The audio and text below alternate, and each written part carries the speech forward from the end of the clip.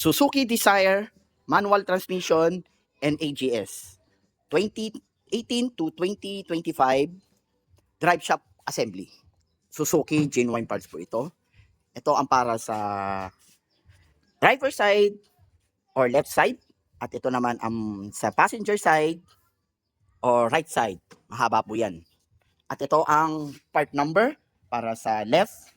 At para makasiguro kayo na urig ang binili nyong parts, makikita nyo lagi ang part number sa mismong item o parts.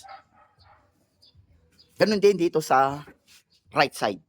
Ito ang part number, makikita rin po dito. Yan.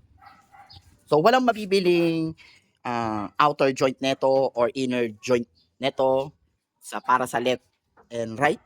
Buo po lagi yan sa genuine parts ng Suzuki. So ngayon, chine-check muna natin kung may damage ang ating parts, especially dito sa CB boots. Kung may butas, chine-check po natin yan bago tayo mag-ship para makasiguro na walang damage yung ating parts. Alright. So ito dito sa right side, makikita nyo, mahaba. Ayan, haba niya, no? So meron tong damper lagi. Pag mahaba ang drive shaft, kailangan nito ng damper.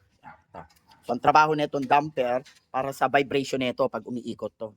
Para mabawasan ng vibration at yung tinatawag na pag umiikot kasi may imbalances yung rotation. Napaka-importante niyang damper na yan.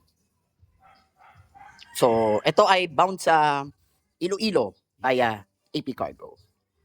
So we ship nationwide via AP Cargo and LBC para sa mga direct buy. Search nyo lang po ang aming store, Mr. Robert, via Google Maps or Waze for pick up and Lalamove, at meron po kaming Lazada store na Mr. Robert. Maraming salamat po.